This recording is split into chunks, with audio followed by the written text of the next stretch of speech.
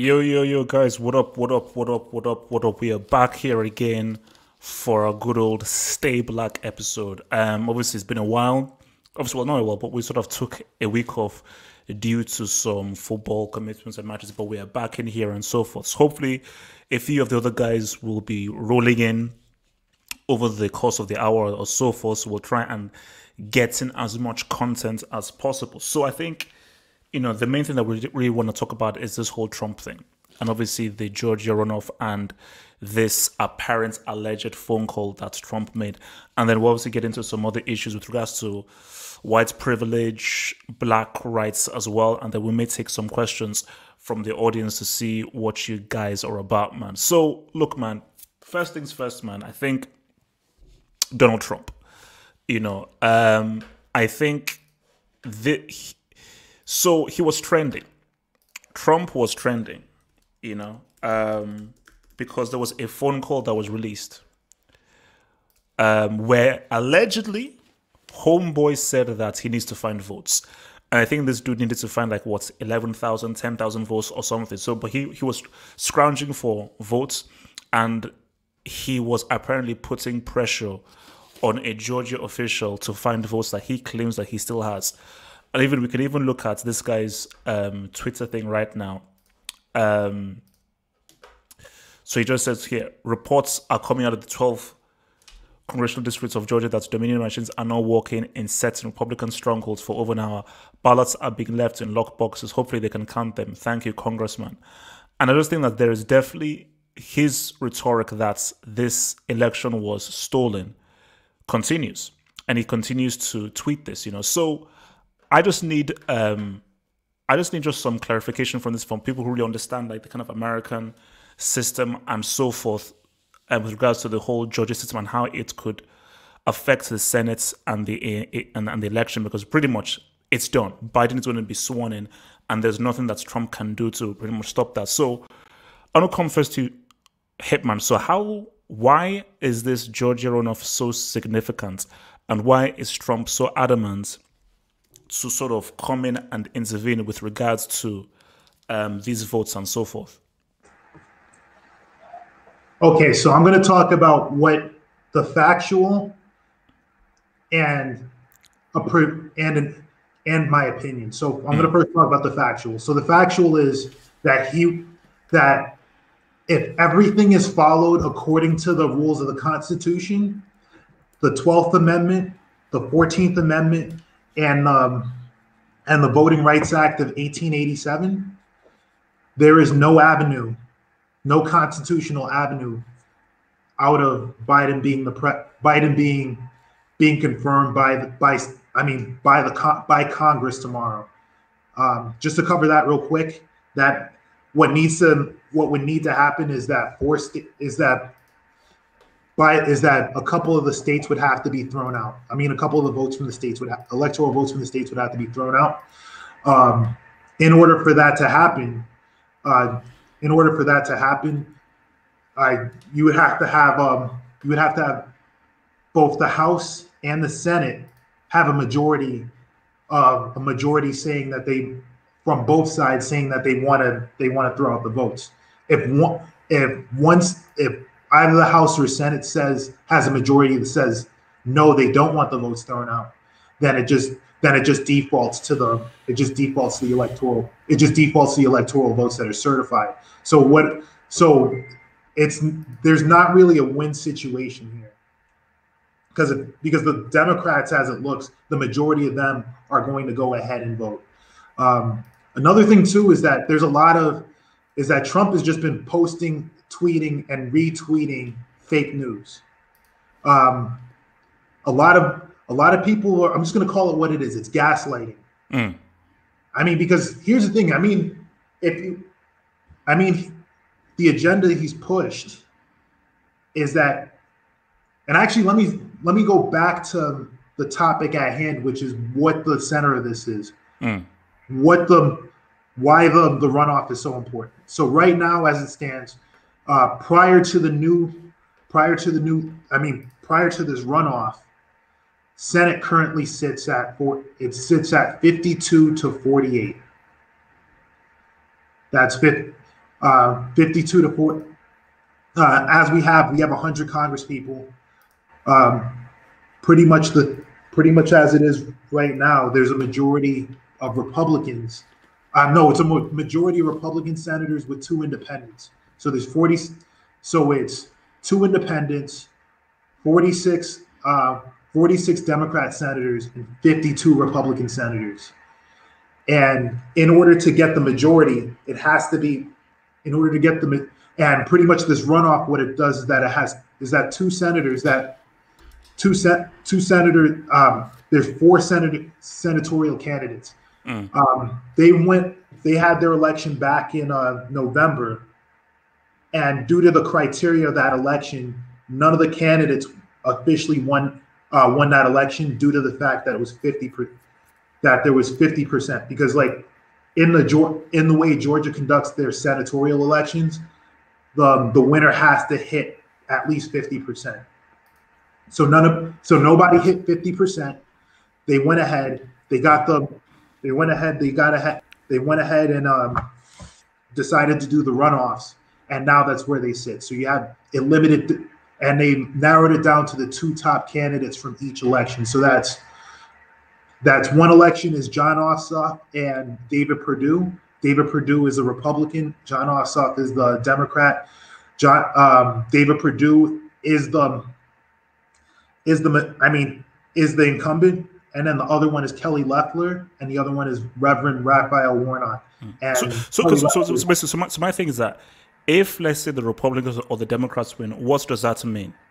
The point is that controls the Senate. Okay, that's it. So because here's the thing, what it'll do is that what needs to happen is that both Democrats need to win. If both Democrats win, what that means is that the Senate goes 48-50, and because the independents are left-leaning independents, one of them being Bernie Sanders, let's say something happens, like the House pushes something about healthcare or something progressive, like I don't know, defunding the police, and the Democrats agree on it in the House, they get a majority. And then it's split in the mid. Let's say that becomes split in the middle. So basically, if the Republicans win this, it becomes a lot more difficult for Biden to push agendas through. Exactly.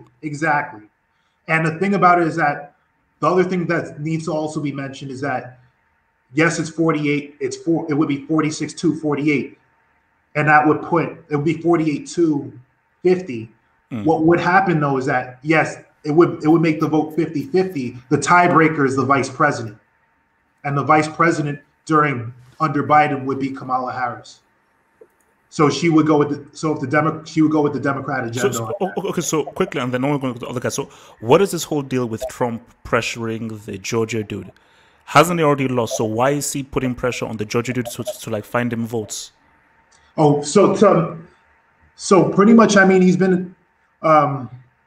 Trump and the Trump legal team have been consistently hitting a lot of these states, trying to find fraud. I mean, they have their conspiracy theories, and they've been pressuring the Secretary of State over there, which is Raffensperger, and the election, and basically the head of their elections, which is Gabe Sterling.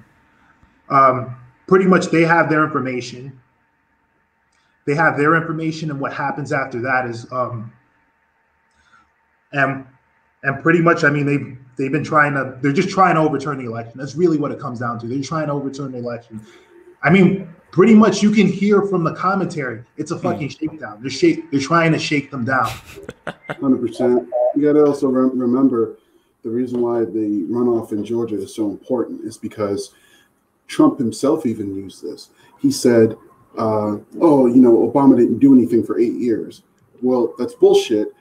It's just that the president can't push legislation through if everything that he tried to push through big passed sometimes unanimously in the House, but it was dead on arrival in the Senate. And Mitch McConnell even bragged about it, calling himself the Grim Reaper for any of the things that the Democrats tried to bring forward because he just won't even hear it. So a good way, even if you win the presidency, even if the Democratic Party wins the presidency, it could be for nothing because the Congress won't let the president do anything worthwhile, and he has to do everything by executive order. And that's why Obama did a bunch of executive orders, and the Republicans criticized him for going around the process. But what they didn't mention was when he tried to go through the process, they killed it, or either they voted it down or they killed it. And when they did let it in, when they did actually let it through, usually it had to have so much pork in it that satisfied their special interests that by the time it was done, it ended up with things that benefited the super wealthy, not necessarily the small guy like it had originally started. But my thing is that it's just focusing on the phone call because I listened to the phone call that Trump made. Now, let's just assume that is true. Isn't that like illegal? Or is the president allowed to make a phone call pretty much having a shakedown on a judge official to find votes? It's 100% illegal. Like that's what they're saying. Like they're waiting until he gets out of office because you can't prosecute a sitting president.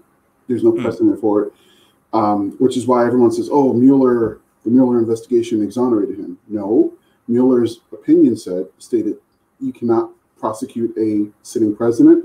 If anyone wants to change that, I leave it to the Congress and other elected officials to put forth things to change that. But for right now, I found this dirt, but we can't do anything on it. Which is why, if you notice, for a quote-unquote witch hunt that didn't turn anything over, a lot of people associated with Trump went to jail for that. He actually pardoned a few of them last week. So the point is that what he did was he 100% out in the open tried to commit voter fraud by saying, "Hey, I don't have these votes. Just go ahead and find them and tell people that you just recalculated." That's how he tried to get them to sell it. Just go ahead and tell them you recalculated. Just tell them you counted them again. No big deal. Just find me those votes. All right. What's it called? Tony, so where do you stand with this whole thing? The Trump phone call to Georgia. How do you think the Georgia runoff is going to unfold? And just what's your view on the kind of tactics that Trump is putting out and his rhetoric specifically on Twitter? Is it gaslighting? Is there any truth to it? So overall, I do agree that the logic behind pushing the Georgia race to ultimately have a Republican win is to gain a majority in the Senate. That way, the Republican Party still has a stronghold and a decision factor in anything that is to transpire in the future. I think that what Trump is doing is not something that's completely new to American politics. I think that many politicians, as well as the media, who then I feel is often paid by political parties, placate on putting doubt into the public. That way you garner support from people, and then that sort of pushes or drives, representatives to then, think twice or maybe even reconsider certain things that are going on. And I think that that's ultimately what he's doing. I don't know if this is, for some future endeavor, even if he was not to be successful in getting them to recount something, but even in the future in general for the Republican Party, I do think that placing this doubt into the ethers will definitely play a part in how people even trust the American system. I think also in the sense that you guys brought up, Obama, putting out executive orders in order to do something because he could not depend on his Congress because it was, Republican field. I think ultimately it exposes the great divide between America. I don't think that the Republican Party and the Democratic Party should solely just be focused on their own endeavors. And I think that this exposes a lack of care about the general people's well-being. And I think that we'll continue to have presidencies where presidents will have to, go through executive orders because they have their own agendas at hand. And I know that it was brought up, about, defund the police and all of this. I don't think that a Biden presidency will even take something that serious. Biden has already said that he doesn't even care about Medicare for all. And especially even with Pelosi now winning her Speaker of the House seat again, I think that anybody who is concerned about the more progressive agenda that Bernie Sanders might have put out there and, gathered a group of support behind. I don't think that they have anything to worry about because, again, you have Pelosi, you have Biden, whose careers are built off of middle ground and finding a happy medium with the Republican Party. So I don't think that they have anything to worry about in that sense. And I also want to add a little historical context. I'm not as familiar with all of the rules in accordance to, Georgia's counting and all of that. But I would like to add that I believe that a lot of that was meant to distort the people's choice. And I think that there's a lot of racist history behind that and why they want. Yeah. Tony, you're absolutely right on that because I forgot the runoff. There's a lot of racist history behind the runoff because it was. In what sense? In what sense? Okay, so when the runoff, basically the whole concept of the Georgia runoff was brought up for the purpose because after that happened, there was a black Georgia senator. Black Georgian senator that was about to get the vote. But what they did was, and there was actually documentation on it. I don't know where I can pull it up, but if you look up history of the Georgia runoffs, it'll document that. But the history of the Georgia runoff, they basically didn't want another black man to run for Senate. So they kept the runoffs because what the runoffs did was that if there were more than one party, they could split up the vote could split. I mean, if the votes get split up by more than one party, it limits it down to two it limits it down to and none of the people get 50%. Then they can narrow it down to two candidates. And in that case, people would pick the candidate that gets the most votes regardless. So what it would do is that, and what that ended up doing was that it ended up putting the black candidate out of favor in most of the elections. And since that point in Georgia's electoral history, they haven't had a black senator. I mean, honestly, when you look at the South hasn't had the South has only had two black senators since the 1890s. I mean, since the 1860s, since the end of Reconstruction. Actually, so let me ask this. So, and it just shows you just how wild things are because whenever people say, "Oh my gosh, Biden won or Obama won," they have a presence and things are going to change. I think as more and more that I've just learned about American politics is that you have to sort of look beyond just the kind of image that is shoved, in your face on public screens and so forth with regards to voting for people within your state senators and so forth. So my thing is, if let's just say the Republicans win this Georgia runoff, what effects could Biden have? And how many executive orders can he actually sign? So if we just create a scenario that the Republicans do win this runoff, Biden, then how effective could Biden be? So could it almost be in a sense of, okay, wow, okay, Trump, the big bad bully, is out of there. But if Biden can't pretty much bring about the change that he preached about during his campaign, of what use is he? Let me come first to Tony with that. I mean, honestly, if you guys have not been able to tell, I don't have much faith in a Biden administration. And I think that it was reinforced by Biden's recent conversation that he had with Black leaders, with the NAACP and the Urban League, where he straight out said that, Latinos sort of outnumber us, and therefore we need to sort of combine forces with them to have sort of a minority front on most of these issues, as if to say that Black issues should not be singular. And I think that he positions himself with Black people just for the picturesque of it all. Like it's all fake. It's all fake. And honestly, the thing about it is that, and just the thing I just find sad is Black Americans always fall for it. What he's doing. Wait, yo! I'm gonna jump in on that because I got a huge disagreement with that. I get like the whole point about like, oh, Biden is not going to do this or that. I mean, but the thing about it is that the right hasn't done anything for us, hasn't Oh no provided no no no no no no no no no no no. Hitman, let's just remove the rights out of it. They're not even in the conversation. My whole point is the kind of white savior trope that a lot of black Americans keep on falling for. Because 100% yes, true, black people should be independent. But you say that, oh my gosh, I'm a Republican, Republicans do all that kind of stuff. I'm like, okay, so what are the Republicans actually done for you? That's one thing. But my thing is that let's just focus on the Democrats and so forth. The Democrats always know that we always going to get the black votes because you are appealing to people who are psychologically and mentally damaged and are always in need of a savior based on the kind of psychological damage that America has done to the black American.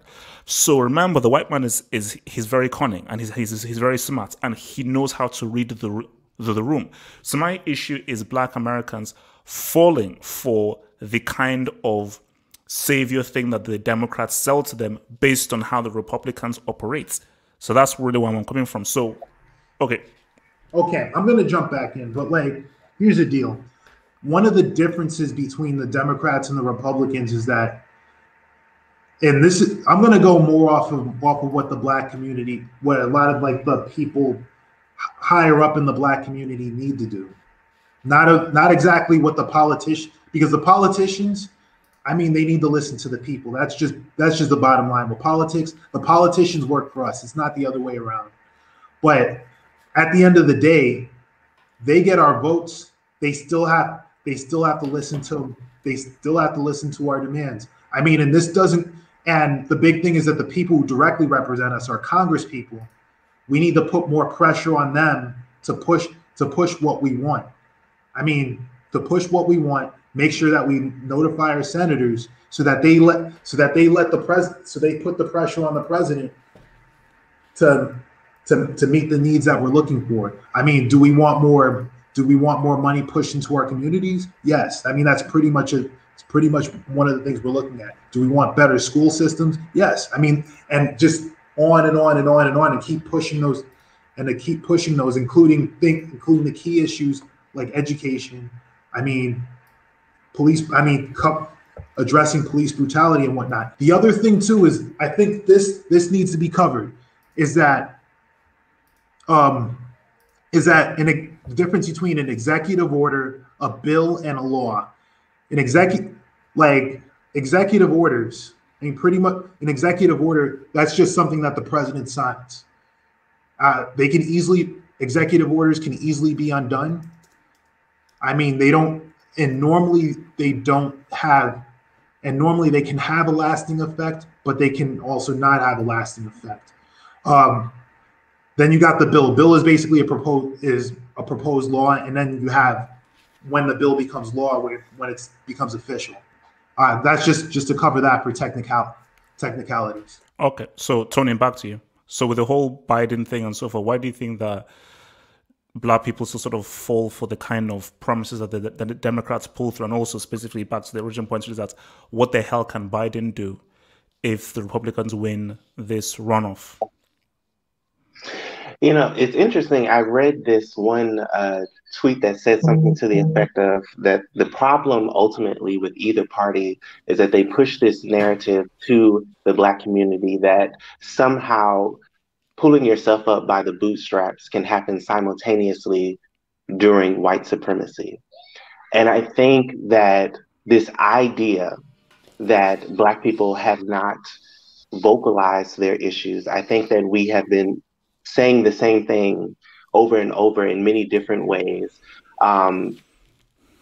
since the beginning of time at this point.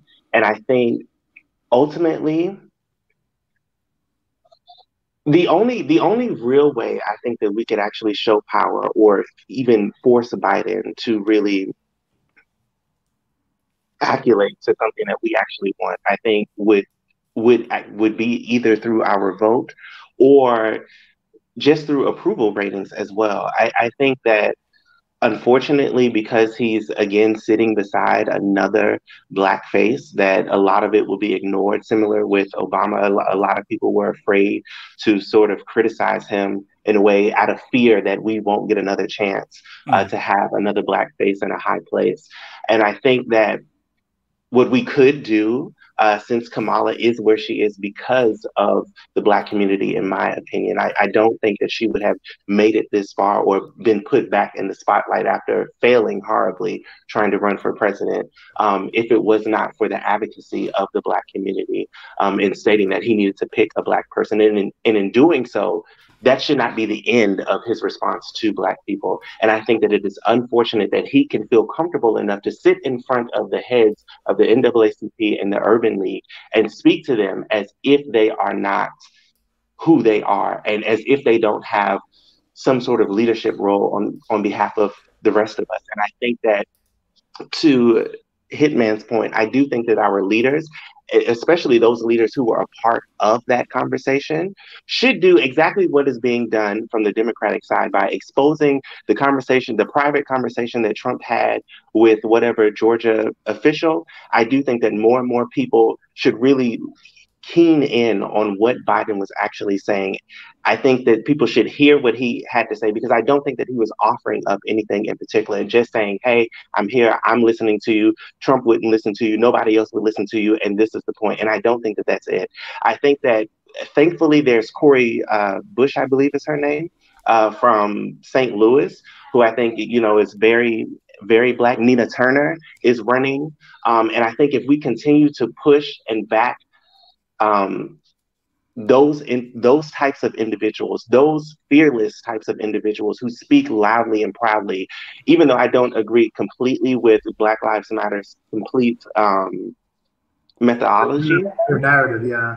But the fact that she's bold enough to sit in the House and still be the strong advocate that she is on behalf of Black people, and every time that she enters a room, even my guy's name from Oregon, Lou Franklin. I don't know if you guys heard, but when the federal government gave Oregon the COVID relief bill, he specifically advocated for a certain amount of that money to go specifically to Black businesses and to the Black community. And those are the types of individuals, again, that we need to push and propel.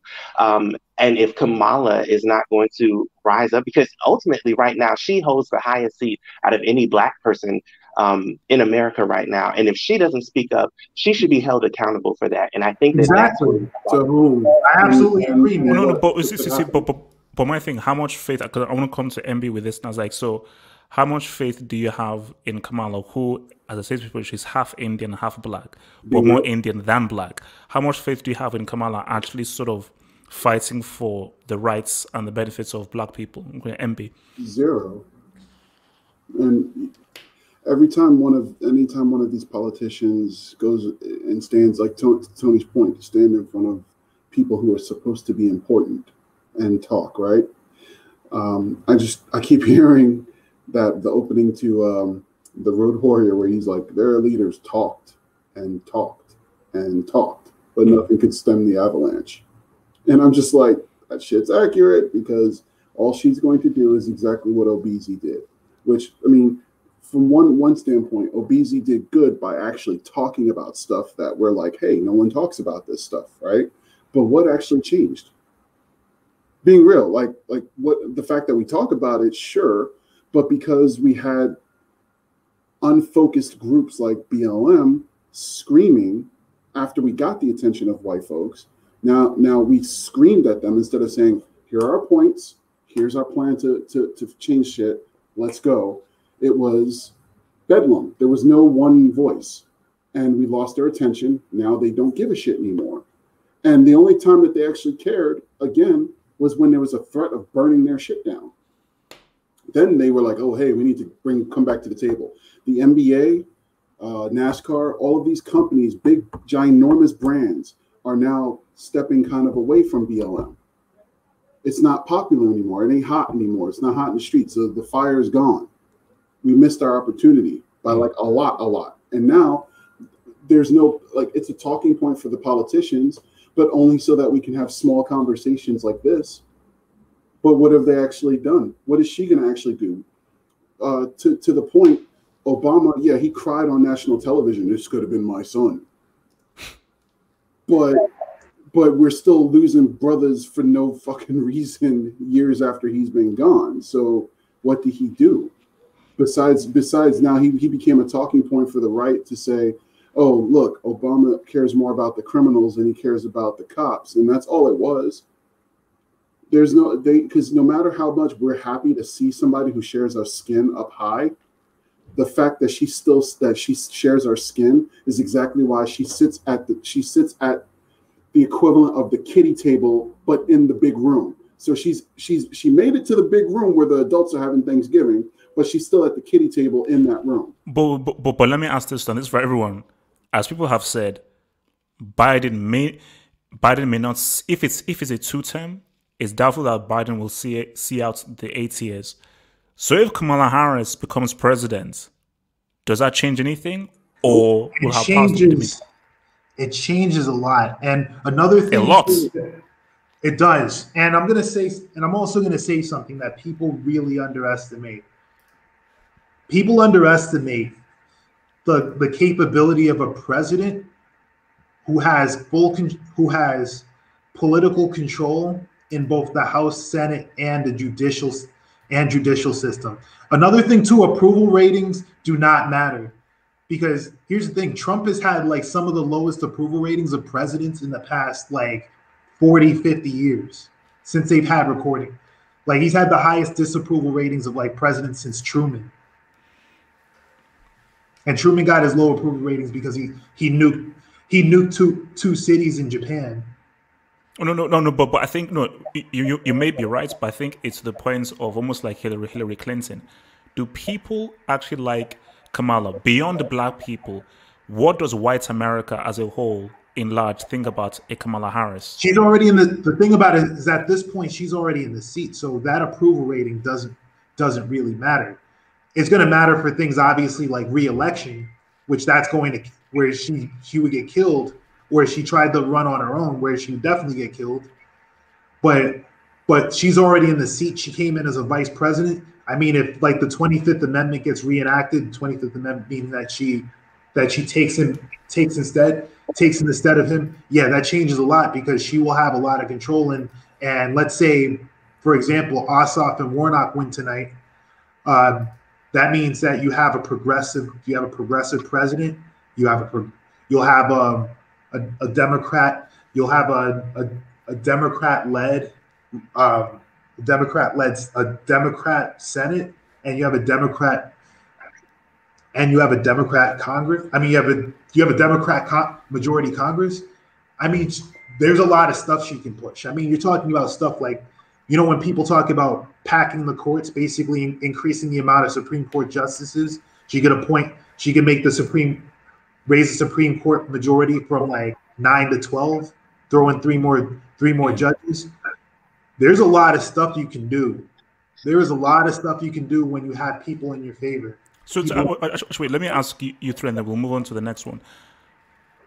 So Biden is president and so forth. What do you think? So it's 2 questions. What do you think the likelihood is that Kamala Harris does become president if, for whatever reason, Biden cannot fulfill his 8 years? And what kind of president do you think Kamala will be? I'll come first to Tony, then MB. Tony. I think that if Kamala was to become president, it would be no different from how she became vice president. I think that it would ultimately be a performative measure or gesture to people of color, as they, like to call her, since she's a whole mixed up rainbow and represents multiple races.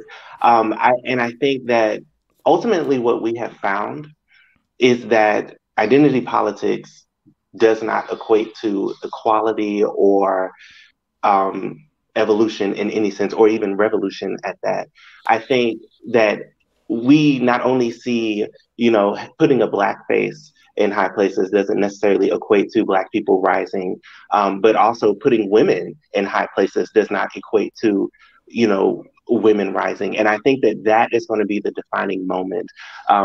Not only her advocacy for people of color, but to see how she progresses even feminist type ideas, right? And I think ultimately what people will find, again, is that either party, because I think that there are very strong Republican women politicians who clearly are only focused on what the party is actually saying. They don't steer away from that. Of course, Kellyanne is, a prime example. Kellyanne Conway is a prime example of, saying that, she's for women and she's blah, blah, blah. And, she's met the mark a lot of times for being the first woman to do X, Y, and Z. But ultimately, it all comes down to her family unit and what that represents. And I think that until minority groups realize that we need to come about on a collective level and not necessarily individual, then we won't accomplish anything. And I think that with Kamala, if her past record is any evidence of what she would likely do, I think we would see stronger, laws and more. I think because she's also a lawyer, right? And I think that a lot of her background is not necessarily that she's just going to lock everybody up, but I do think that she would focus on the criminal justice system, but not in the sense of, hey, stop locking people up. But I do think that she would take another route. I don't believe that she would ever decriminalize marijuana. I do think, she's just. I doubt that. I actually doubt, because if you look at a lot of the stuff, especially here's a problem. And here's a problem I've got with, like, when it comes to Kamala Harris. There's two sides of the coin with her when people talk about her. One of them is that people talk about her as either, like, people on the right talk about her as this radical leftist liberal, blah blah blah blah blah. Like, that's what Trump was saying, that she's like a radical left crazy person. Leftist liberal, like, which pretty much would be the opposite of mass incarceration. And then there's black conservatives. I mean, and Tony, I'm not directing this at you. I know you're a black conservative, but a lot of black conservatives, and even like some black people, will talk about saying, hey, like, she mass incarcerates people. She's gonna be this big enforcer and stuff, which is basically more of a conservative talking point. So I mean, the thing I'm about is, like, with these people, which one is it? Is she a radical liberal, or is she like this like enforcer? I mean, like, make up your mind, guys. I mean, like, the thing at the end of the day is that we don't know. We don't know how she's going to operate. I mean, she hasn't held this level of office before, and there's a lot of stuff that goes with it. I mean, being able to execute executive orders. I mean, even as vice president, just vice president alone, that makes her in charge. That makes her basically the chairwoman of Congress, meaning that she's gonna be the deciding vote on a lot of things that happen in Congress. I would say this. I just want to add this really quick. I think that in terms of this idea that we don't know what she would do, as if she was not a senator, as if she was not the AG for an entire state, I think that brings around this false notion, or this false sense of hope. Like, even with Obama, like, this false sense of hope, like, we thought, like, oh, he would do all these miraculous things as if he did not already have a record, a very small one, compared to, their colleagues who are careerists in this. But nonetheless, I do think that this idea from the right side of her being progressive and all of that, those are just fear tactics to put out there to void people thinking that, she could be even a centrist or whatever. I think this idea of, like, just making the left look crazy as much as possible is the same way that the left tries to make the Republicans look as crazy. And I think that's all this rhetoric and this talk behind, like, oh, she's just an extremist, just like Bernie. She has never been, and her record has shown that. And I think that Trump and Pence just use that talking point because Bernie is pretty much a face of the future for at least the younger left, and I think that older people are good at that, and that's what they're using. Okay. Actually, let me come to MB on this. So MB, give us your thickness before we move on. I mean, so I don't know, man.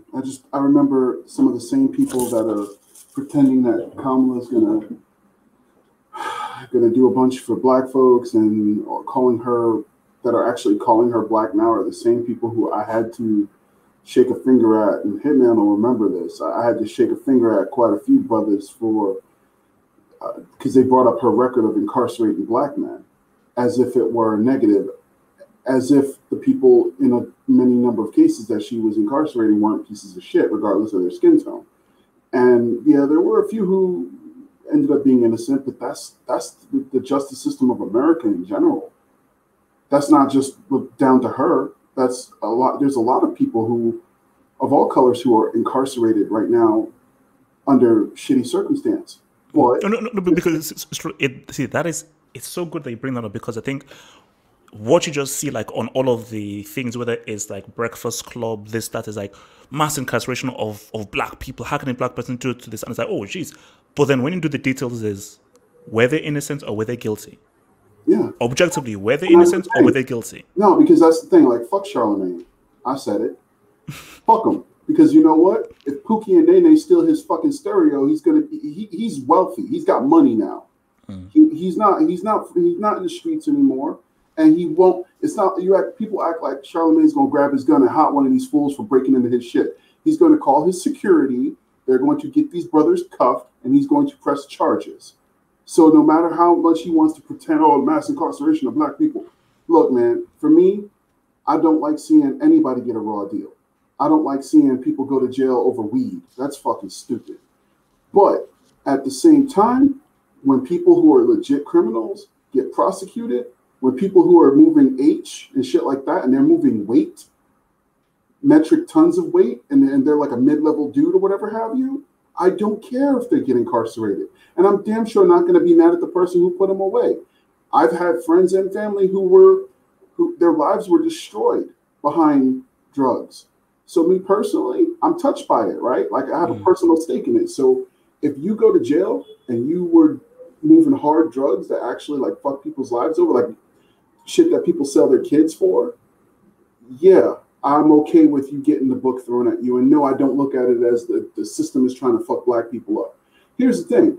Hitman and I always say it. Hitman and I are from one of the worst fucking hoods in America. And we grew up in that shit during crack being an epidemic. You know what I mean? Do you see either one of us incarcerated? Do you see either one of us with a record? I didn't actually meet. That's a funny shit. I didn't meet Hitman until well after. I didn't meet Hitman until well after we both moved out of there, bro.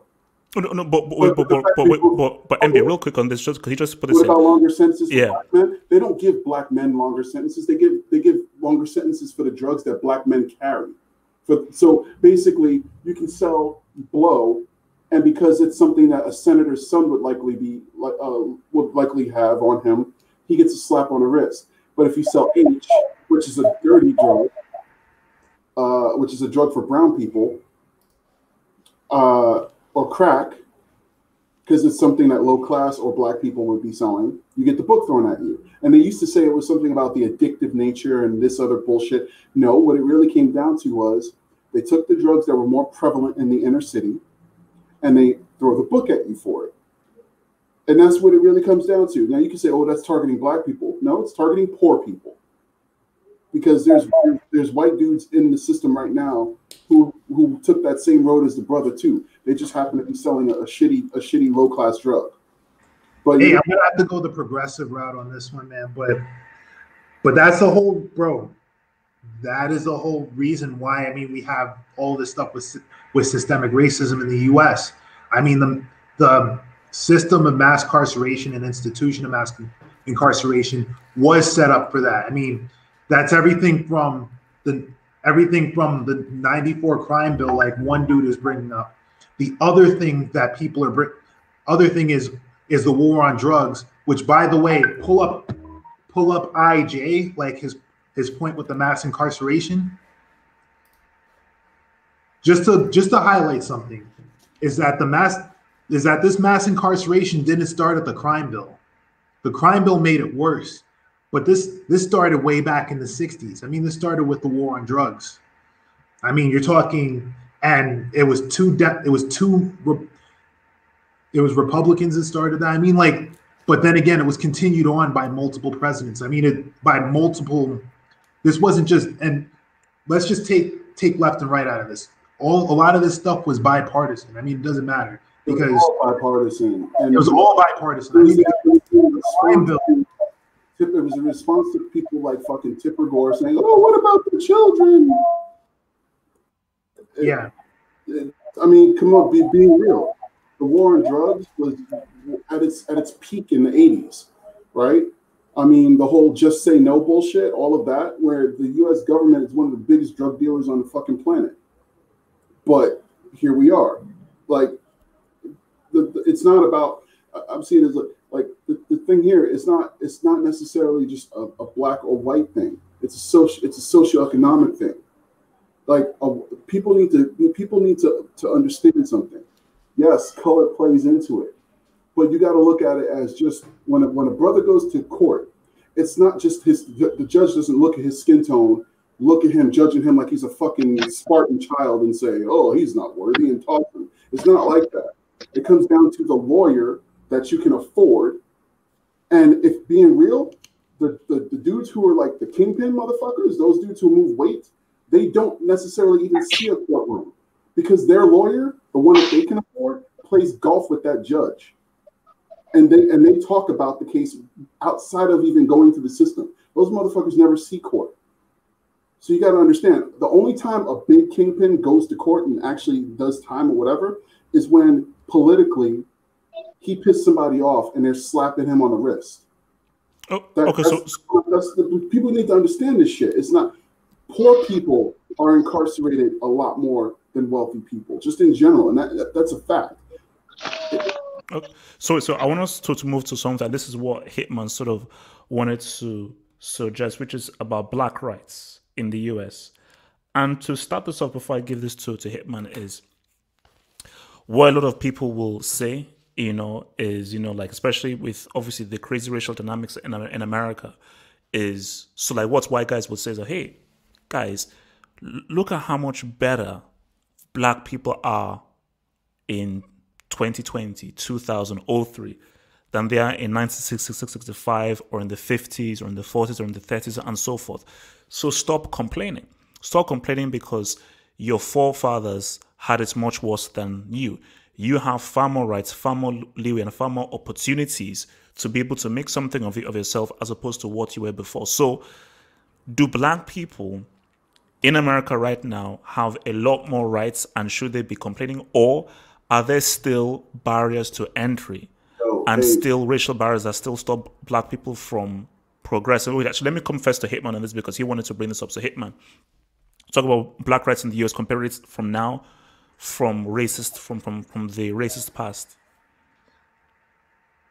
So I think I was actually talking with a friend about this, and I think he's actually listening to it.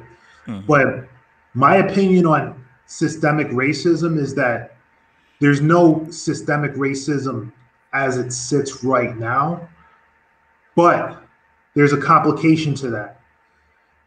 Okay. So you're saying there is a caveat. No systemic racism exists today in America. And when I mean that, I'm saying that there's no laws in place, no explicit laws in place that are explicitly racist toward black people. But I mean, and this is a big but. There are a lot of things in place that are from eras of systemic racism that hurt black people significantly and are leading to and have led to the huge decline. One of the big ones is segregation. I mean, you pretty much heard of. I mean, there's still large levels of segregation in the U.S. I mean, through neighborhoods and whatnot. Other things I was talking with too about is this one is actually a heavily underrated one. But this one's a heavily underrated one. But basically, every major city where black people have moved to that have large black populations had some level of industry there, some old industry that's left in the 70s, in the 60s, 70s, or beyond. I mean, look at Detroit. Detroit had the automotive industry. A lot of those companies, they moved all their stuff overseas. I mean, after NAFTA, I mean, like GM moved most of their factories from Detroit to Mexico.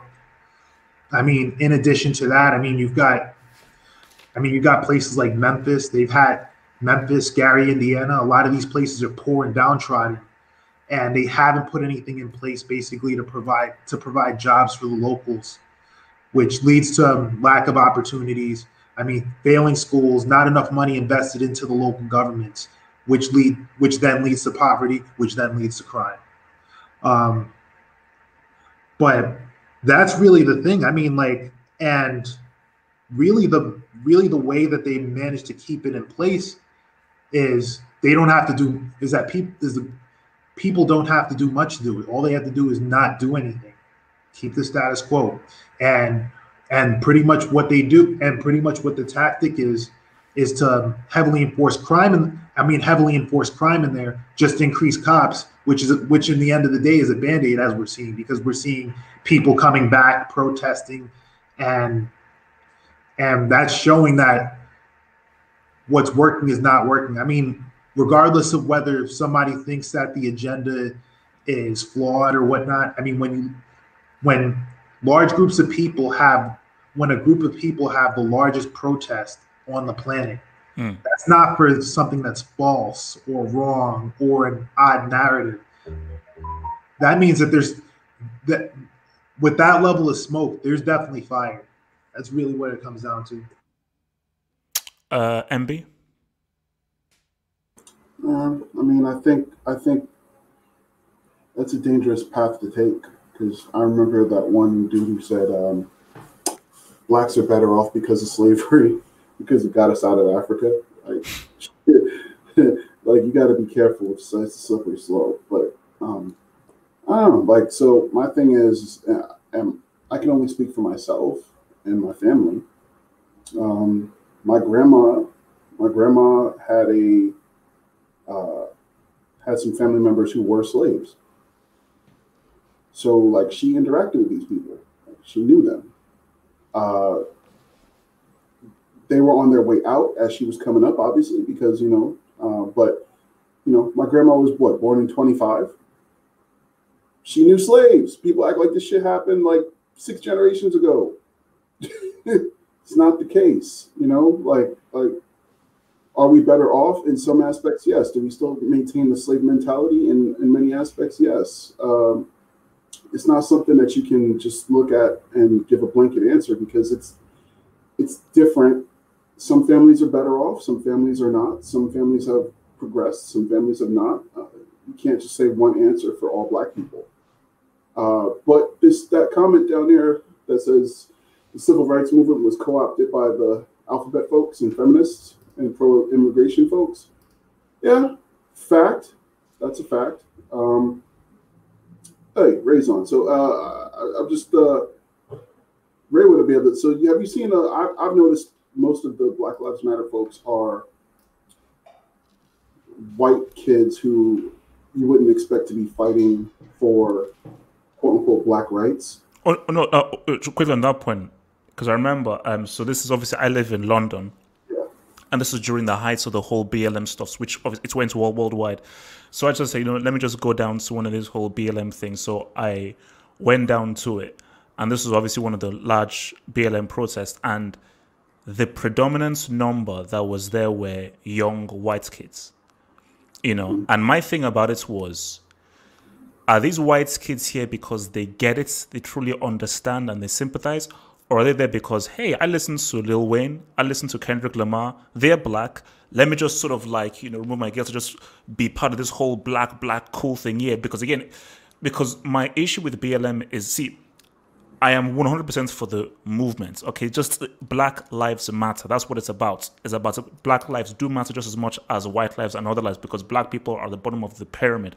But the issue about it was that it almost became like a cool, popular thing. And when something becomes cool and popular and just famous and the in thing to do, it loses the meaning. So I just wanted to put that in there. But back to your MP. Well, no, I mean, it's just so, like, yeah, to answer the question earlier, yeah, I think we're, at least in my family's case, hell yes, we're a lot better off. But does that mean that I've never experienced the fuckery that comes with bigotry?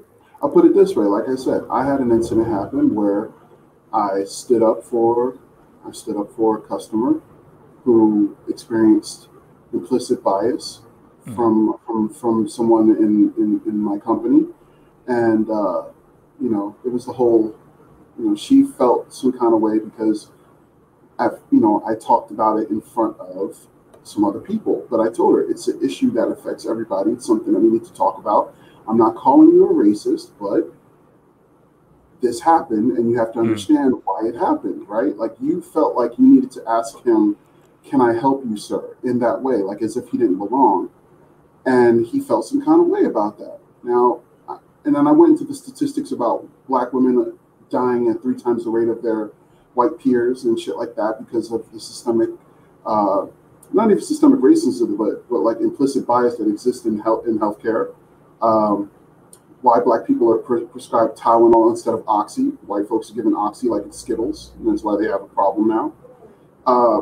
And I got asked if I wanted to apologize to her for making her feel like she was a racist. Meanwhile, I had some wild shit happen. I got called out my name in what people thought was private on social media. Brought it up to, the boss's head of the region. Was told I can't determine what people feel in their hearts. Was also when I said, hey, so you can ask these folks to apologize. Got told, nah, because they won't. And I'm like, so Becky over here cries, and it's a thing, and then you want me to apologize to her, even though she was in the wrong. But I'm actually wronged directly, and I'm told to basically suck it up. So I was like, I tell people all the time, like that's I experienced it in the corporate world. It's not the first time. It's not going to be the last time. It's life. So what are you going to do about it? You can either cry about it, or you can just like shrug it off and keep making your money and try to do better for people, as you can, like brothers and sisters, right? That's all you can do. So Tony, on this black rights in the US right now as opposed to in the past. So I'll start off by saying that I believe that amnesia is a very real thing. And I think that unfortunately for Black people, it's most concentrated in us because we are the most forgiving and forgetful people. I think that throughout this particular portion of the conversation, we immediately forgot about the basis of the 2008 housing crisis and how that was based on banks giving high interest loans and the most random, craziest loans to impoverished people who ultimately were majority Black or even brown people, but for the most part, Black people. I think that even in terms of statistics and how many homeowners we have compared to 1968 when Martin Luther King Jr. was alive, it's less than that. I think even back to the conversation where we talked about mass incarceration and this idea that systemic racism still does not exist. I think that is a complete farce as a whole. I think that we've forgotten that the basis of Black people going to jail in the beginning, I think, was not based off of drugs. It was because of random laws just to lock Black people up, to get them off of the streets from loitering because they didn't have jobs and things of that nature. And I think that it evolved into, hey, we're going to start locking people up because they're running numbers and they're doing this. And the ultimate reason why they were doing this is because there was a lack of jobs and the economy was horrible and there was the Great Depression. And those that were able to succeed during this time was because the government itself created programs like home ownership programs and land grants and things of that nature, specifically for Black people. And then you move into even redlining and things of that nature, or even the GI Bill, where they do not explicitly say, hey, we're not giving this money to Black people, but in very subtle measures say, hey, we know Black people are ultimately cooks. We're not giving you the GI Bill because you're just a cook and you're not on the front line and things of this nature. And I think that has ultimately evolved. And even back in 2009, 2010, how quickly we forget that Wells Fargo and Bank of America were just sued because they were doing the same practices that they were doing in 2008, primarily against people of color, but ultimately against Black people. So are Black people better now because things are more subtle and not in their face? I don't know, because then we ultimately get someone like a Kamala Harris or an Obama, who I think in the beginning they might, have good intentions, but ultimately they are the representation of an organization or a government that has willfully did things against Black people and has not created a redress for them at all. And I think that we are continuously asked to just forget about slavery, forget about Jim Crow. Matter of fact, I think that most of the problem with this sort of topic is it always surrounds or it's always minimalized to, and not that slavery is minimal at all. I think reparations is mandatory. I think that if anybody else was to actually go through this, i.e. Germany, everybody would be like, no question, it doesn't matter. It happened a long time ago. Sure, sure. Even the Armenian people, they're still talking about it, and nobody tells them to shut up about it. And I feel like even after slavery, with redlining and all of that, and now even with mass incarceration, and I get it, there are definitely people who go to jail because they're selling drugs. But I think the ultimate question is, why are they selling drugs? Is the economy stable enough to provide adequate jobs, livable wage type jobs, which is what I think essentially is what Bernie Sanders was trying to get to, was to say that, hey, the reason why I feel like in the 1930s, there probably wasn't something as popular as car insurance or health insurance because people could just afford to live.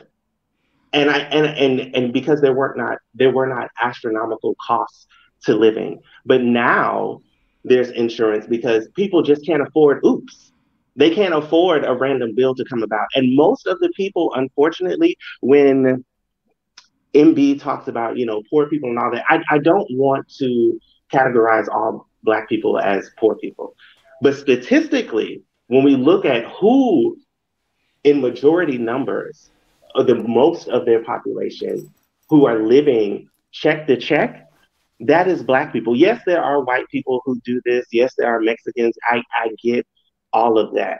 And again, the prime example that I can show is, again, the conversation I tried to have earlier about Oregon, where you have Lou Franklin saying, hey, I want to give money specifically to Black people because we've given SBA loans to everybody except for Black people. Out of 984 loans that Oregon gave for SBAs, only 4 went to Black people. And I think that even when we look at Obama's administration and what they were able to do with SBA loans, if this Black man is the head of the United States and under 5% of SBA loans went to Black people, and yet we keep preaching this narrative of, oh, Black people, just start a business. Just, you can do this on your own. You can pull yourself up by the bootstraps. And yet we're not given the resources to operate under this. No, I don't think that we are better off. I don't think that, I get in a sense, like on face value, okay, we don't have to deal with segregation and things of that nature. But at the same time, in a way, we still do in the housing industry because there's still redlining, not necessarily in like all the lenders are saying, hey, don't give a house to a Black person. But at the same time, if a Black person can't afford to even buy a house or even live in an adequate area, which then ultimately says your kid can't afford to go to this public school that ultimately gets looked at by these other colleges and things of this nature, you're ultimately saying that Black people are stifled forever because they can't get out of this hole. And I think that it all essentially starts with because there was a lack of redress from the beginning with slavery. Real quick, and I though, think, so you get, they did away with zoning for like basically like places in Texas have done away with zoning so that Black kids could play in rich white neighborhoods and still qualify to go into the schools there. So you can have a kid who is legit from like the wrong side of the tracks, but go to the right school and it's legal because they've done away with that because of so what you're saying is spot on in terms of, you can, because like in New York, you don't live in the right part of town unless you pony up a little bit extra for private school. You were, when we were coming up, you were going to that shitty public school that killed 3 kids last week. That's just how it was. But I will say though, to add to what you're saying, we need to, as a community, we need to teach our kids the value of having their credit be spotless, because good credit has led more Black men to salvation than many other things. And we've got to make sure that people understand that. But do Black people as a whole know the value of good credits though? As in, like, how do you educate and give people as a whole? You know what? I just want to add this point I think that in terms of good credit, again, it goes back to why do we have car insurance? Why do we have health insurance? All of these are because if a random bill was to come up, you can't afford it. And that's ultimately why you need credit. Okay, so actually, let me bring in Ray on this. So Ray, so we're just talking about black rights in the U.S. So, do you agree with the notion that there shouldn't be too many barriers of entry for black people right now in 2020, 2021, as opposed to how it was in the 60s and 50s? And black people shouldn't really have any excuses to try and be the best that they can be? Or do you think that there's still particular systemic barriers to entry that still exist in America for black people today, and that they're still black people don't have as many rights as they should have as citizens in America? You rolled up a lot there. So let's try to go down the line. Of course, things are better now than they were in the 60s. It's that's what white supremacists utilize. Yes, things are better today than 1860, but that's a silly thing. You can go to white people. Things are better for white people today than they were in the 1960s. Overall, longer quality of life or longer periods of life, better health on average. So that if you really think about it, it's a really silly thing to even talk about. White people don't sit around saying, you know what, well, I got it better than grandpa from 1920.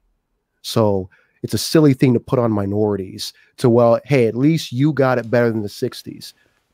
And I think I've shared this before with you guys, so let's just go through it again. Humans do not sit around comparing themselves to the past. When the boss pays you or gives you a raise, if he gives you a 5% raise, and you find out he gave everybody else in the company a 50% raise, you're not just happy because you're making more money than your daddy made. You're pissed because you're looking at the people around you. So whenever we ask people to not look around the same way we do, but to look in the past, we're being malicious, if not ignorant or both. So that is my thing about, is it better than 1960s? Of course it is. Having said that, this is not binary. Just because it's better than 1960s doesn't mean that all is well. So the notion that blacks, minorities have nothing to have beef with is absolutely ridiculous, because it's just an arbitrary moment in time that you've picked. It was just brought up. We still have court cases. I mean, all the way through the 80s, blacks are being firebombed out of their houses for buying houses on the white side of town. The last federal case went into 1994 of a black person moving to the white side of town and being firebombed out of their neighborhood. And by the way, that neighborhood to this day is still 100% white. So it's ridiculous to sit there and say such things. Far as credit, when we talk about black people to learn the power of credit, you know what it infers? That up until our generation, all the other black people were just these dumb bastards who didn't know about working hard and taking care of their bills. We have generations of blacks who knew about credit as soon as we got emancipated. They had great credit. They were denied it. Coming back to why those banks got sued, the reason why JP Morgan and them got sued by the federal government is because it was shown that when a black person and a white person have the same credit, the black person still gets a worse rate. So this ain't about teaching black people to stop being ignorant. We love to pick the one dude with his pants hanging down around his ass and he's got the chains and everything and don't take care of his kids. We are so indoctrinated. This world is taught to hate the black man so much, we even hate ourselves without even realizing it. We take the bottom of the bottom and say they represent us. We don't talk about the people who work their asses off for farms. Another recent judgment, all those black farmers who knew about credit, but were denied loans from the SBA. They were denied and they should have been approved. They just got a judgment. Now, this is 20 years later, so what's it worth? But when they split it across them all. But these are things we don't talk about. They did not get the loans because they're ignorant or stupid. And we need to stop selling that lie. Even how we're all taught that it was subtle. It fucking wasn't subtle. It was actually in writing. You cannot subsidize a mortgage for black people. That was in writing. That's why we did not get RVA loans. That's why we did not get VHA loans. That was written in. So much so that if you were a builder, you had to sign a contract saying that if the government gives you this money to build, you will not let blacks live there. That's why all your cities and even rural areas to this day, that's where the plat system came from in the 1930s. So we need to stop selling that lie that it was not official. It absolutely was official. You couldn't get funded by the government if you allowed the black people to live there, which is why the world in our country looks the way it looks. So a lot of it is we need to actually learn real history. Stop selling this shit that was sold to us and holding on to it. Because here's another thing I notice. I'll talk to a black man. I'll be like, you know what? Actually, you're wrong. And I will show them the hard proof about what I just said, about how it was not subtle. It was in writing. You couldn't get a federally backed loan if you said you let black people to live there. Cats will want to fight me. No, I can't learn new history. I'm over the age of 18. So why isn't it both? Telling these lies to each other, first off. Why isn't it both? Why isn't it both? Why is it that we do dumb shit like use grandma's credit or our newborn's credit?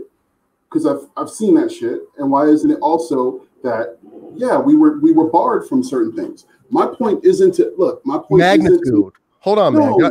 Magnitude. Because I just heard someone say earlier that the housing crash, it was caused by basically the liberals giving out loans to poor folks. I've heard that narrative too. Conservatives love selling it. Even people who claim they're not conservatives. Absolute bullshit. You add up all the money for all the mortgages that were second tier, it accounts for less than 3% of all the money that defaulted from the insurance companies alone. It's this false narrative that we went bad because we gave loans to poor people. Show me the math. When you actually take the time, what you realize, it was derivatives on derivatives on derivatives of things having nothing to do with second tier mortgages. But we sell this lie. And when I put it out there, like, show it to me, cats will actually get mad. Like, well, you know, I don't like that. No, because I think, so Tony, was it you that made that point about the housing crisis? My point overall was that the people most affected by this were poor people. Now, how they contrived these loans and whatnot is beyond me. But at the end of the day, what I saw, the people who were out of luck and out of homes and still don't have homes, still have not been able to recuperate, are the lower class people. That's what I was talking about. No, that's absolutely true. Because I remember who said what. The people hardest hit, meaning they actually lost the most wealth percentage-wise, was the poor. African Americans in particular, 60% loss of wealth. We were already at the bottom. We lost 60% of wealth. And now, again, this is hypothesis. This is not fact. People like me argue we don't talk about diversifying. So that's one thing. Well, you know, guy goes to the NFL, he's making $50 million. And I go, what are you going to do? I'm going to buy my mama a house. I'm not saying that's bad. I'm saying that if you put all your eggs in one basket, whether it's Bitcoin or real estate or whatever, you're opening yourself up to exposure. So the majority of wealth for African Americans was in owning homes. Now, again, we could put a softer spin on that. We were denied homes for so long that now that we can get them, it's a big deal to us still. People talk like we've been allowed to get homes for 100 years. Bullshit. I mean, again, if it was simply about working hard and having credit, black people would own the South. So it's not about that. You got generations of people. Hold on. I can defend that. Who wants to talk it out? I agree with that because because you got to think about the South. The buying power of Black Americans in all of the United States is about 1/18 of the entire. Black farmers alone have been some of the most stolen from. You know, they had laws in the books all the way through the 1950s that if you were a black business owner, you were not allowed to speak in court against a white business owner. So we would do contracts and white people would renege on those contracts. We would, and just think how nasty this was. They would take a black man's money to file to go to court. Take all his fees, take his money, let him hire a white lawyer. And then when he goes to court, say, nah, you can't testify against a white man. Dismissed. Yeah, but what my point was is that the way that you're always trying to say black folks are not a monolith. Black folk in the South, I'm speaking as somebody who's a transplant. Black folks down here are not like black folks up north, because they've been like, I'm telling you straight up, I'll tell a cat kind of like what you're doing right now, telling them X, Y, and Z, you can do X, Y, and Z. And they'll be like, no, I mean, I can't, it's not going to work or whatever. Like they're freaking programmed to not try for shit anymore. Let me be more clear. Is every white person a businessman? No. Is every white person hustling? No. When we talk about white people have business and white people have money, we're talking about on aggregate. On average, white people are doing better, but they're still stratified. You got uber rich white people. You have a middle class of white people, which honestly, I don't even know what the term middle class means anymore. And then you got, poor people out on the streets. What I argue we should really be talking about is, why is the black middle class so thin? Because we got our uber rich, we got our bottom. Why is our middle class so thin? Is it because we don't know about credit? Is it because we don't like working? That we don't have a percentage of us that like working? I argue these are ridiculous things once you dug into it. There are environmental reasons why our middle class, I'm not saying all of us, if you want to talk about dudes at the bottom, sign me off this one, let me know when you're done.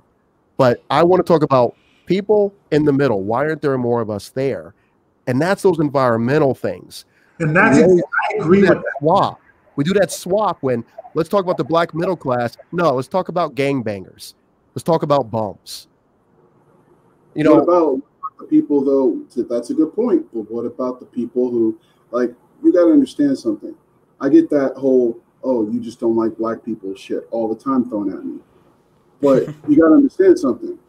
The people who I try to get in here to try to raise up, I have brothers who fucking sit together and scheme about ways to work enough to satisfy their need to stay on welfare.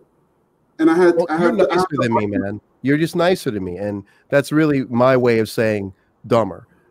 You're focusing on the wrong folks, man. I'm not focusing on them. When I'm trying to help them. No, you're talking to. Is that solution? Okay, but real quick. I'm gonna jump in. Okay, wait, just real quick. So, do you think the issue is this, and that's just the key issue is this?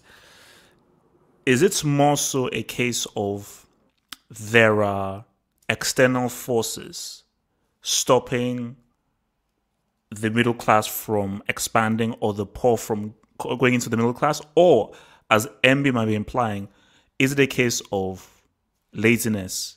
You're not doing the right things. You are actually fucking up yourself. What is it more of?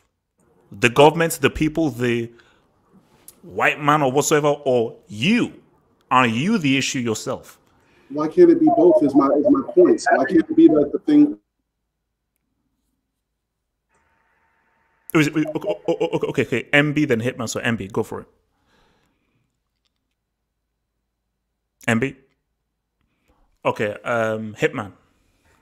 Okay, I'm going to jump in. All right, so I do agree with Ray on that, especially on this with on the environmental factor, and that's what I hit on before. I mean, because when it comes down to, is that when someone who's in charge, I mean, whether it's a senator, whether it's a president, whether it's a governor, whether it's a mayor, they're looking at assessing their area. And even and for us as black people, black community leaders, when they're looking at that, they're looking at the macro, they're looking at what the deficiencies are. Because if you focus on deficiencies of the individuals, you're not getting there. I mean, if you focus on the immediate problem, you're not hitting the point. It's got to be. And what I was talking about is that this ties into what it is, and this ties into what I answered the first question with, like that we're still falling victim to the effects of systemic racism and systemic racism in the sense of So, because you're saying victim mentality. Our neighborhoods. No, I'm talking about the neighborhoods that we're in, that the majority of Black people are in. There's no investment going into them. As far as accessibility to proper education and things that build capacity, such as trade schools, such as college, such as proper schools. Such as businesses that are willing to invest in the community, or even for like some of them for the better off business owners, subsidies and tax cuts that can provide Black business owners the opportunity to build businesses in those neighborhoods. That's what's really missing when you think about it, because those are the things that would build up the Black middle class. All right, so let me just round off to Tony and then to Ray. Tony. I think ultimately, to MB's point, that there are some people who ultimately just give up and they don't go against the pale, and the life is what it is, whether, hood fantastic or however you want to describe it. But I think that in terms of, again, I can't express enough the redress that was originally required to respond to what was forcefully and purposely done to Black people has never been answered to, has never been responded to. And in this present day and time, when there are politicians who are purposefully creating programs specific to Black people, there's tremendous pushback. It's the same response that Joe Biden, again, gave to the Urban League and the NAACP in stating that, hey, you guys need to collaborate with, brown people because they're bigger sector in the community, blah, blah, blah, or in the United States. And I feel like we are now in a place where we continuously have to share whatever is given to us by the government, as compared to in the past when things were specifically given to white people. Even now, things that are specifically given to undocumented immigrants purposefully, and they're in the news and nobody has anything to say about it. But any time that there is something or someone advocating specifically for Black people, we're just told that we just need to do it on our own. And to the point of this conversation, hey, we just need to fix our credit. We just need to buy a house. We just need to work a little harder. And at what point do we come back to realize that no matter what Black people have done, there has always been some governmental policy to stifle us. There has always been some business sector to stifle us. Even now with Black business, you're still competing against other companies like a Walmart or a Target or what have you that have been around forever. And most likely they're able to do what they've been able to do because they have, conquered, tax write-offs and things of this nature. And I think that there's a lot of spaces that Black people have not yet been able to access. Maybe on an individualistic level, sure, but collectively, we have not been able to get a policy specifically for us to grow from that. And that ultimately is the problem. My apologies, everyone. I had a brownout. Sorry. That's so rude. I'm so sorry. Ray?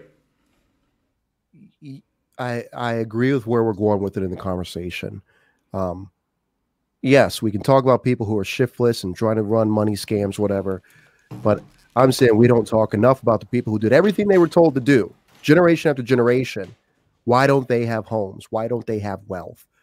Why is it, we were denied access to real estate or insurance? We couldn't get licenses to do those businesses. So what did our people do?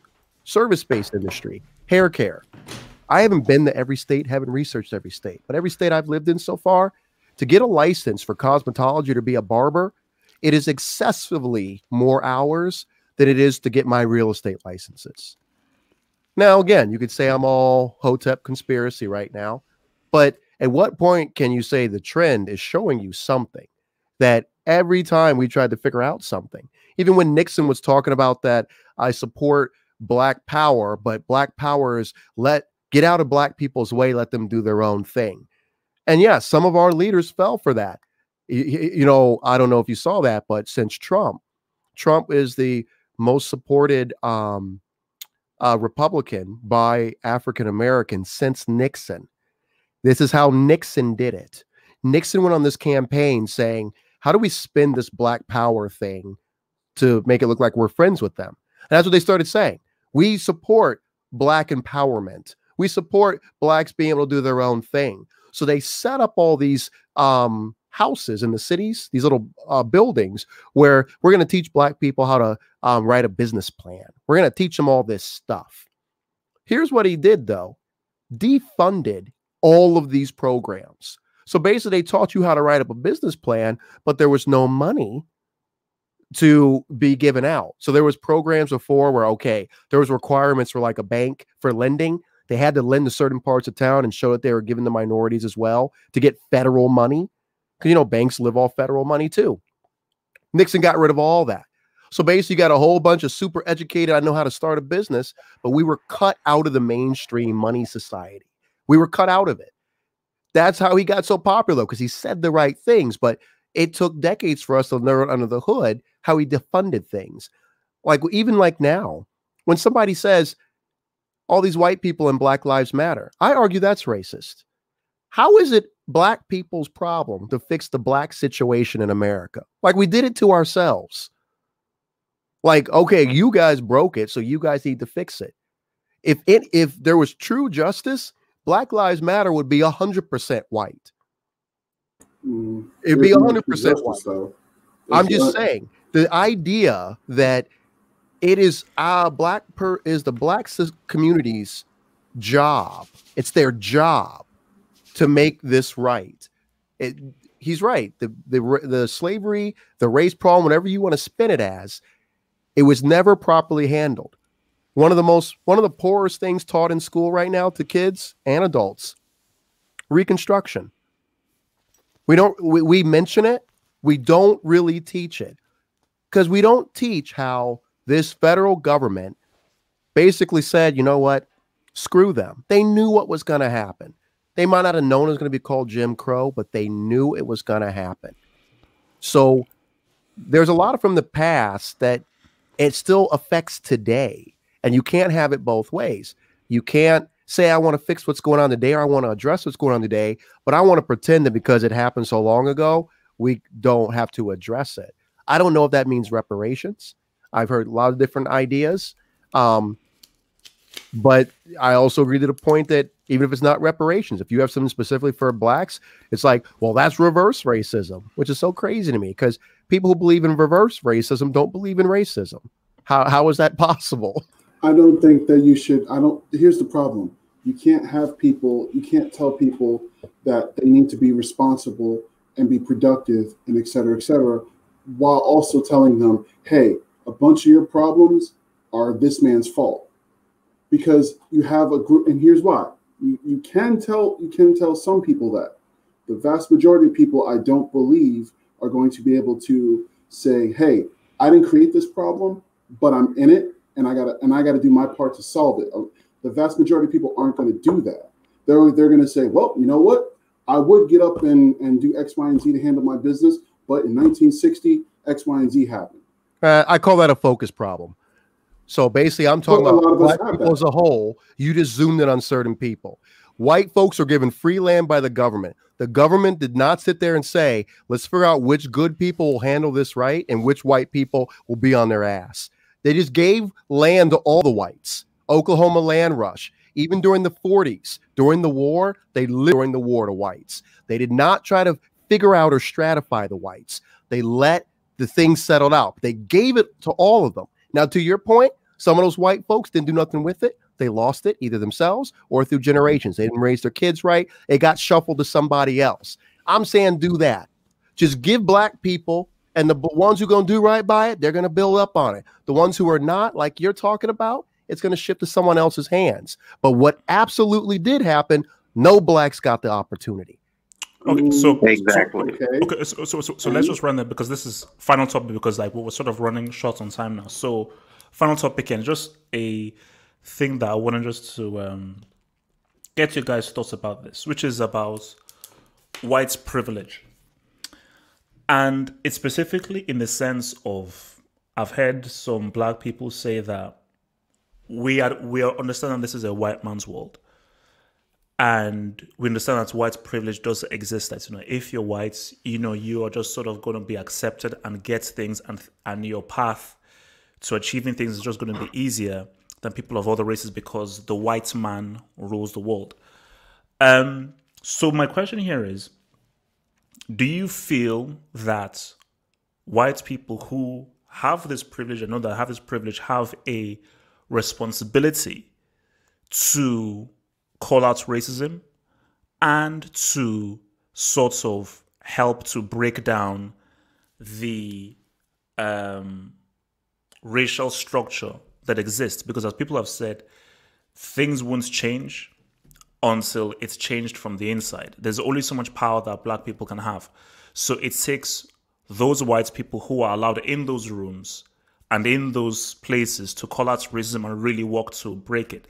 So my thing is that a realistic notion to expect white people to do that. For instance, if you have white friends, do you expect them to call out racism? Do you expect them to help to break down the racial structure? Or is it something that you can't put that responsibility on them because they're like, hey, I know I have the privilege, but why is it my responsibility to sort of be a crusader against racism? So, Hitman, from your point of view, so where do you stand on the whole white privilege thing, and what responsibility do you think white people may have with regards to their privilege and breaking down racism? I think that's a tough one because at the end of the day, we're just people. I mean, and like, I get that, like, I get the way that the world is set up, that there is a lot that we expect from people. But pretty much the thing about it is to just repeatedly normalize it. If those people are your friends, if those people are people that you care about, it's to repeatedly normalize it and to repeatedly, but put it in a way that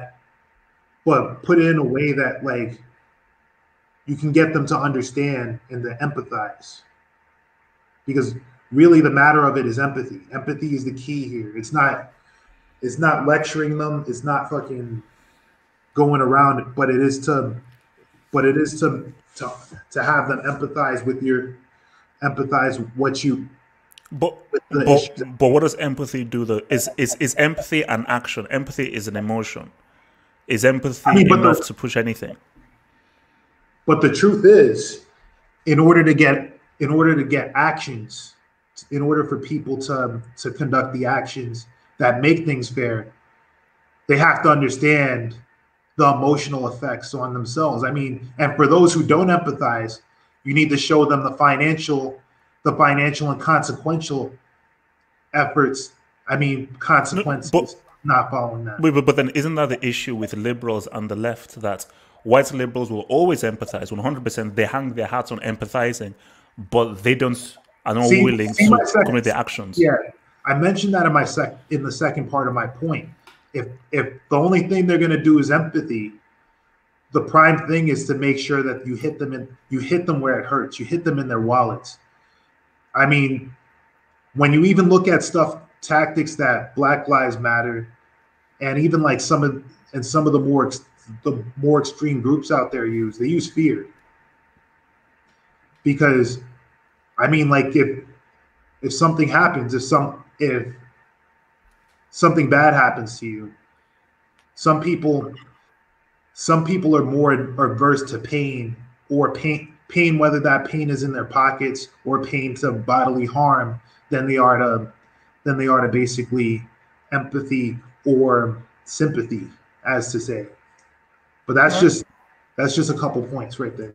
All right, Tony.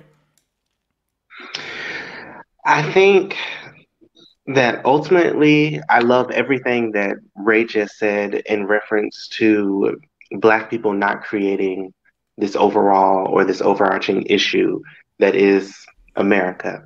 I think that the government definitely sanctioned and made it acceptable for people to believe and act the way that they did through the policies that they allowed, even through allowing, justice in the format of lynching and beatings and just snatching away things from Black people in general. And until America is held to account for that. I don't think that there will be any resolve. And I think that in a sense of making sure that those who willfully or unknowingly have white privilege, as far as them having a responsibility to respond to this, I think absolutely. Again, to Ray's point, Black people didn't create this issue. And also, if white people are essentially running everything, we're going to have white allies. We're going to have somebody infiltrate whatever their platform is to then speak on our behalf. And I think that any silence from here on or here forth is definitely explaining or is an example of being just complicit with how the system is. And I think that the beauty of Black Lives Matter and the beauty of the riots, however violent, however trauma filled it may have made, TV stations and things of that nature, I think that what that set the precedence for is that nobody will be able to say that they are ignorant of what the issue is. I think that the people, the poor people, the mistreated people definitely spoke. They definitely said that they're still here. They definitely said that they're still in need. And again, the sentiment that, hey, slavery is over, racism is over, all of that, I think you cannot deny that there is something still at play here. And I think that moving forward, if it is to be ignored, I think that again shows the complicity of the government. It shows the complicity of the average white person who's just living day to day. And I think that ultimately it will take white people to rise to the occasion and speak out on our behalf. And I think that in terms of, Black leadership and all of that, like, we can talk as much as we want to, and I get it. Maybe in the world, there are more people of color than there are white people, but as it stands for America, Black people are still a minority, and even more so in places that matter, as in the Senate. Like, I don't think that we even grasp the idea that there are still, historically, have only been 10 Black senators, and Kamala being the last of them. Like, I think only one from the South since Reconstruction. Right.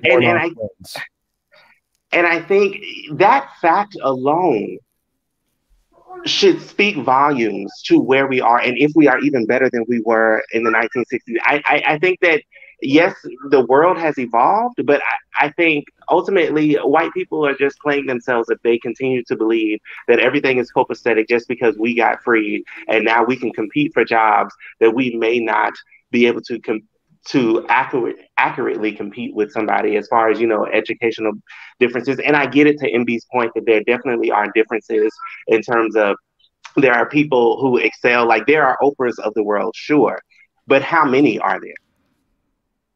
And even with Oprah being in the place that she is, even Obama being in the places that he is, even more importantly, the place that Kamala Harris is in, she's only there because a white man selected her. Even with Obama, he still required a white VP. Like, I think that we still require white people to advocate on our behalf for us to get to the places that we are. Somebody white has to open the door. And I don't think that there is enough Black power or Black economics to just dig ourselves out of this hole. Because again, to Ray's point, we didn't create it to begin with. MB? Yeah, I mean, that's the point, isn't it? That for all of saying, well, we're owed this, we didn't create the problem, et cetera, et cetera. White folks are going to have to step up and talk all day about this shit. They don't care. I'm experiencing this shit firsthand because I have I do a lot of just, watching, people watch, right? And I'm seeing a vast majority of white dudes, especially on social media. And people say, well, social media isn't reality. It's not, but it's a good way to get an idea of things. So I'm seeing a bunch of regular ass white dudes. They're not the type to have MAGA shit on their Facebook profile. They're not the type to tell you who they're voting for. I'm talking about regular old George from from the water cooler at work types, right? They'll straight up say, hey, man, I'm all for equality. I just don't want to be told that I did something wrong. You know what I mean? Like I literally watched a back and forth on a friend of a friend's page where this guy was basically saying, I think black folks have gotten a raw deal, et cetera, et cetera. But I draw the line at being told that I have privilege because of X, Y, and Z. We've all heard this discussion. I don't have privilege because I'm poor from white folks. We've all heard this. We've all observed it. But he went further in saying, I don't want to be told that I owe anybody anything because my family didn't do X, Y, and Z. I've never felt X, Y, and Z way to black people, et cetera, et cetera. As I find in my conversations with folks who are white, hell, even my adopted father, no one wants to be told that they're the fucking boogeyman. And that's what they boil it down to. That's the absolute end of it for them, is that to acknowledge that shit needs to change on that level, they would have to acknowledge that they profit from their skin tone. But to do that, they would also have to blow up the illusion that things are equal today. And they're not ready for that mentally. A lot of folks aren't. I don't see an advance. Like, you guys can keep waiting for this shit to happen. Like champagne's going to fall from the heavens, and they're like, yeah, white folks agree that shit's never going to happen. We are where we are. We can educate the few that we can. We can have good conversations. We can keep pushing for the next generation and the next generation. But like, as for the crop that's already here, a 30-something-year-old dude has had his experiences in life. He can change, but I mean, it's going to take a lot of energy to make that change come about. I don't see it. Ray? So when I was in the Army, you'd have guys who you're not forced into the Army in America. They would go out of their way. They would volunteer, become officers in infantry. Now they're in Afghanistan. And they'd be sitting there bitching and complaining about, why do they hate me? I didn't do nothing to them. You know what, jackass? You're an American.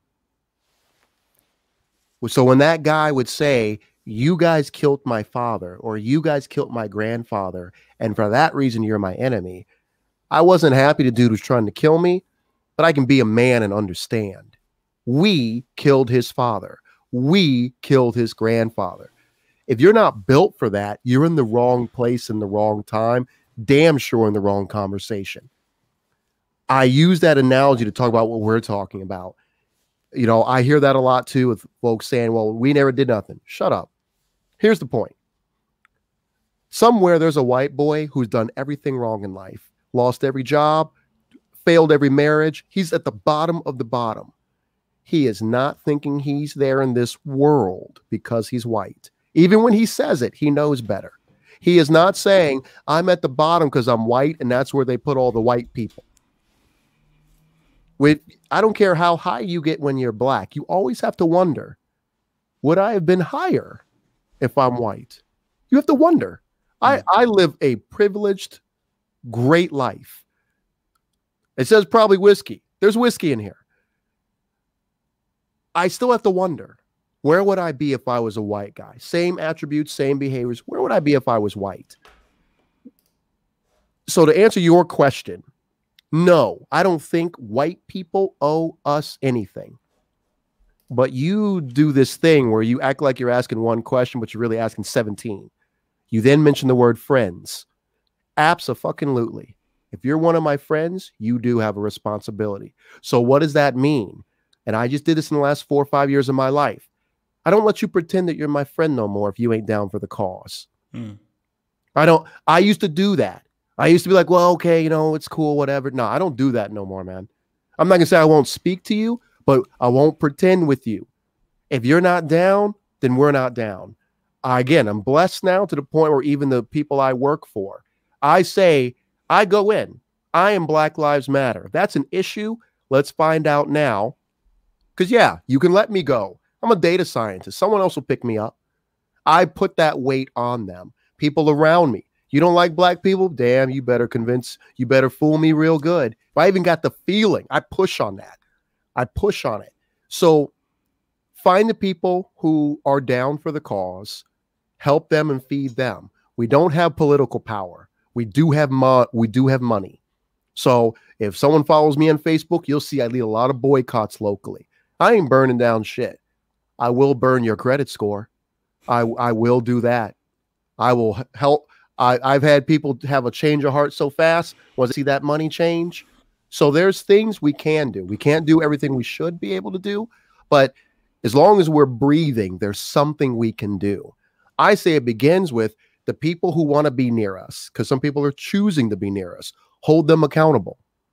I used to be one of those guys dating white girls who would let her parents talk all crazy to me and everything. And she'd be like, well, you know, that's just my parents. I'm like, well, okay. Nah, forget that. Forget that. If you don't respect me enough to make your people respect me, because it didn't go the other way. When I brought a woman home and my people were disrespectful, I'd make it clear to them, get your minds right. Disrespecting her is disrespecting me. So why can't she do that for me? Start holding the people around you accountable, because they love you as much as they hate us.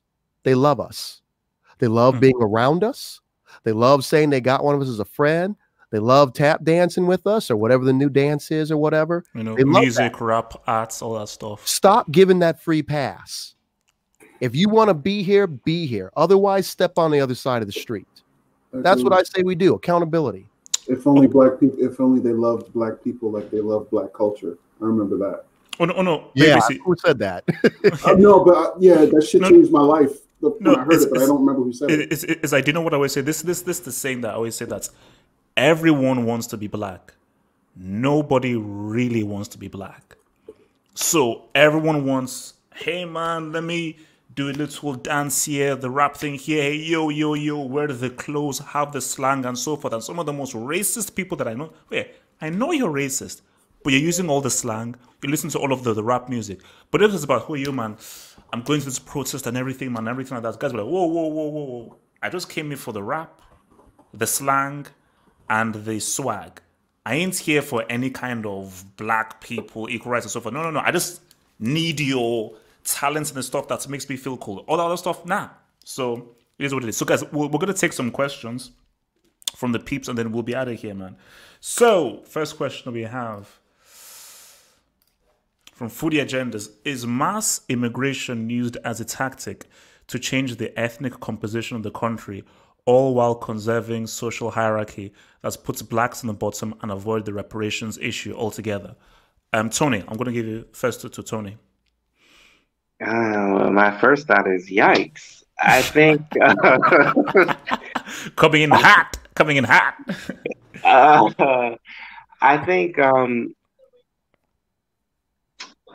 I think that America definitely has a history of, or at least it tries to perpetuate this image of being a melting pot for sure.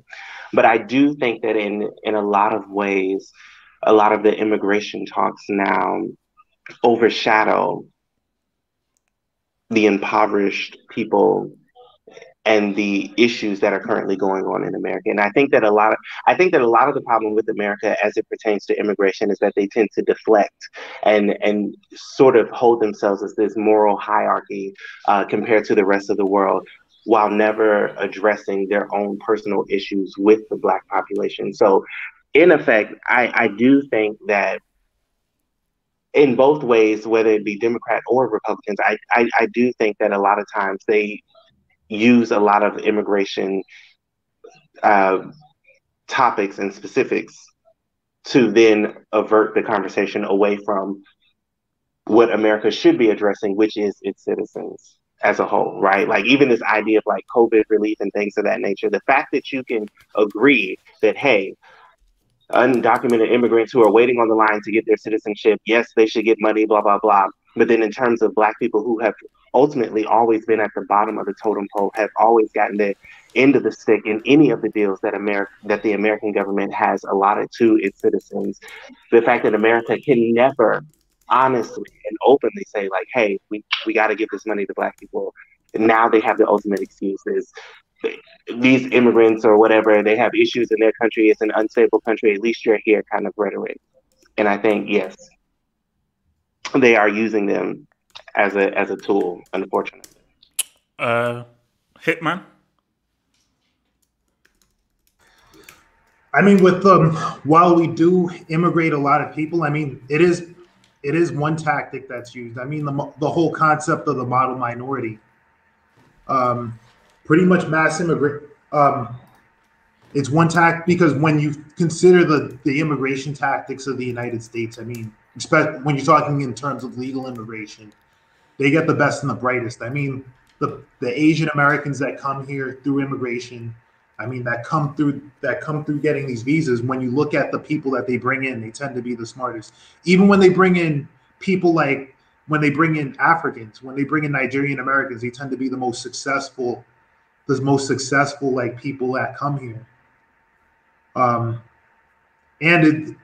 they use it to muddy the water, and they use those tactics to muddy the water so that they can say, "Oh, you have an equal shot." But at the same time, I'll say this: one point about that is that it does muddy the water, but it's also kind of condescending as well. It short sells the concept that hey, that either we're not good enough, and it still doesn't cover the whole concept of that the geography needs to be fixed, that the economies in those neighborhoods need to be fixed, that the channels and efforts need to be fixed in these neighborhoods in order to lift entire communities up rather than individuals. Because that's the problem that we're having right now, is that only individuals are being brought up, not entire communities. And that's less beneficial for the people than it is, and that's less beneficial that's less beneficial for not just Black people, but for Americans. All right. MB?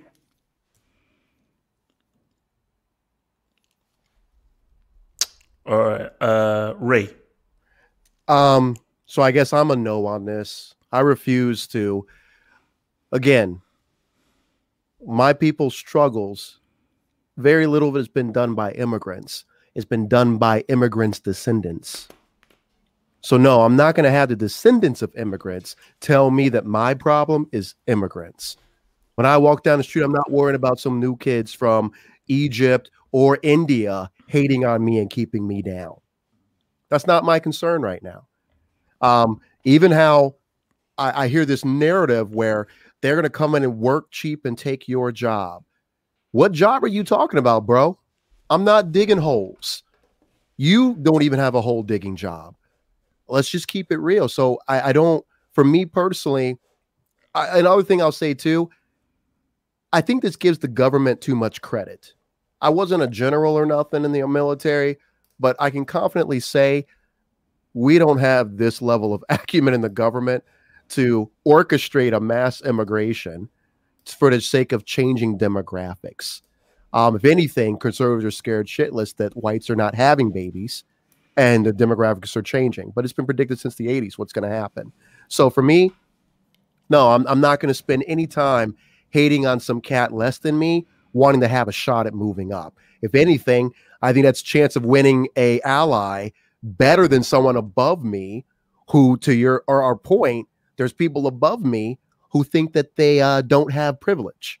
So I think it's easier to reach some new cat, and you know what? New cat comes in, I'm gonna treat him with respect and hope he remembers that, versus the kid who just got handed everything and he's acting like nothing was given to him. These cats who claim they built it all on their own. From Mr. Barr says, I have a question to those on the panel. What should happen to those who, like myself, vehemently refuse to get vaccinated? Death. No, Darwinism will take care of you, homie. You good? I'm just joking. No, seriously, when you know, like Darwinism will take care of you. I mean, you're either gonna get sick and you're gonna be all right, which is not likely. You're gonna get sick. You might survive, and if you do survive, you're gonna be maimed, which is happening to more and more people of color. Like you got people who catching CPOD or whatever the hell it is, or you got people who are just having severe issues with their blood. I mean, you can catch that if you want to. I'm not, but it's a thing. Like, you know, It's the same way I treat people in our community, the same way I treat Karens who say that vaccination is going to cause more problems for them than not. Yes, people do have adverse reactions to vaccinations.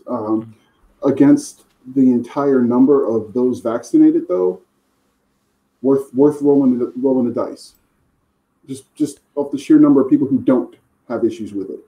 No, I think, look, it's the thing that for those who don't get vaccinated, I think we even touched upon this last week, and I think 2 weeks ago, I think we even made the point is that you should be known. So obviously, if let's say we're going into like a company building, it should be known those who have not been vaccinated, and I think it should be a company's discretion as to whether those people should be allowed in a certain building, in a certain plane, and so forth. I think that is fair. I don't think that is infringing on your rights. That it is your rights whether you want to take the vaccination or not, but it's also within a company, a boss's rights or a company's rights to not have you on board or to let you go if you've not taken the vaccination based on health and safety. Another one I wanted to see here. How has celebrity worship hurt the Black community? I think that it's ultimately hurt the Black community. I think the biggest example is Tiffany Haddish, right? In her whole situation where she was supposed to be hosting the Emmys or something, and they wanted her to do it for free and not pay, and they didn't want to pay her for anything, whether it be makeup or wardrobe and things of that nature. I think that there are many instances like that, or even Oprah, who now the OWN channel, however contrival or trivial the name is, she literally only owns 5% of it now. I think that there are lots of instances like that, or even Jay-Z, who, everybody was praising him for owning so-called an NBA team, and then he only really owned like 1% or 2%. This idea that Black celebrity is as wealthy as it is, even in comparison to other races, I think that there has not been a truth.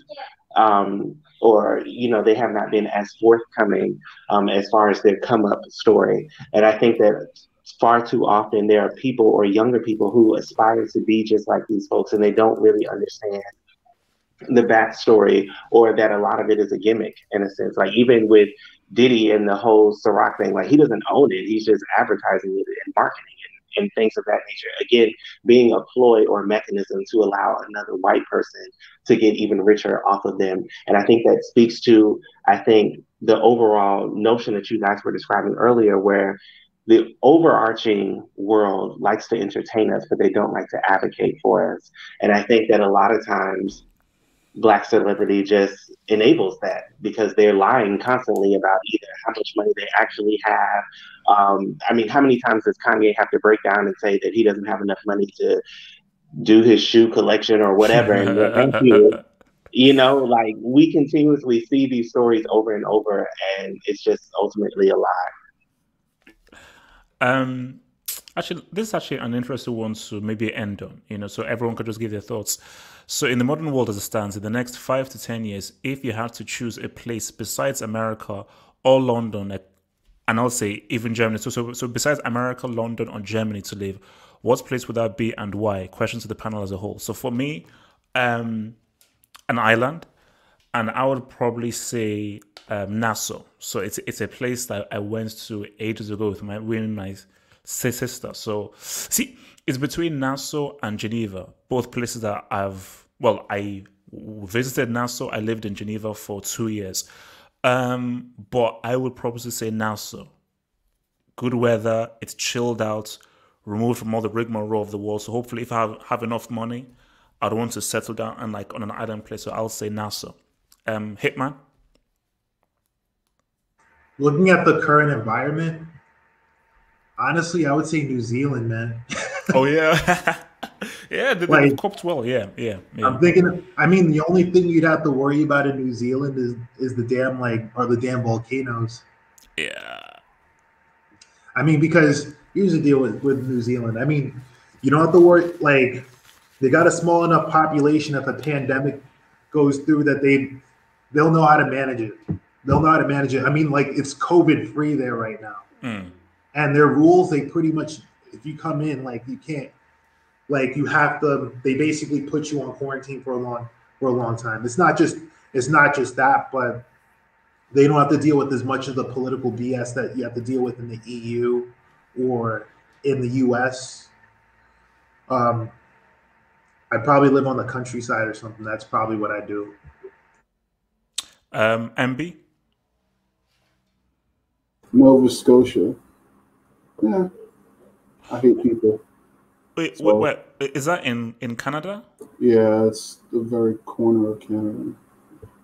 So why there in particular? Like just out of Because interest. not a lot of people will want to live there, and I can be left in peace. All right. So what about you, Tony? I actually was going to say Canada as well. I think that as far as societal norms, it's the closest to America in terms of music and diversity in general. Medicine is extremely affordable there. They have been able to give $2,000 checks to people as a stimulus check on a monthly basis and not a one-time thing. Um, and they just seem, I don't think that they like involve themselves in many wars at all. They just seem like a peaceful nation minding their business. And yeah, they just seem normal. And I feel like there's not as much racism. I mean, I know that they're, what's his name? Trudeau or whoever their president is. Trudeau. Yes, I know that he did blackface at some point, but in general, I think that I don't think that their racial issue is as high since they celebrate the Caribbean so much. So I think that I could easily settle into that. All right, guys, that is all from us, man. Thank you, everybody who has taken part. Thank you, everybody from everywhere in the live chats. Remember to like the vid, and if you're new, subscribe. And hopefully we'll be back here next week on Tuesday for more interesting topics. And maybe we'll even put out a little video for you guys to send in some of your questions via email for us to take some of your questions on your topics. So we'll see you next week. Peace out, guys. Thanks for the support. Peace.